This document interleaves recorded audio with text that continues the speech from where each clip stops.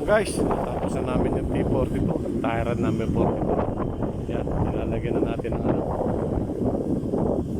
foam yung ating tube para hindi siya pasukan ng tubig. So ang protection natin doon sa tube ay hindi pasukan ng tubig. Isinisil natin ang foam, guys. Yan, yung mga tao natin naglalagay ng foam sa tube. Nakabilaan niya yung tube, guys. Ayan, T42 gandang tapos kayo na isa. Ayan, T42 tapos natin, guys. Susunod natin ilalagay ang T47 with the T47, guys. Ano naman natin siya ilalagay. So lilinisin na natin ito, guys, itong area na to para sa T47. So after lunch dito na tayo. Yun, ipasisip-sip natin tubig na yun. Yung tubig, pasisip-sip natin yung, guys, ha.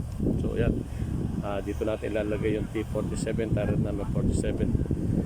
Nilinisin natin itong lupa, and then yung tubig, pasisip-sip natin sa cellwood. So yan lang, guys, updating natin na ano natin yung T42, tire number 42. Natapos na natin.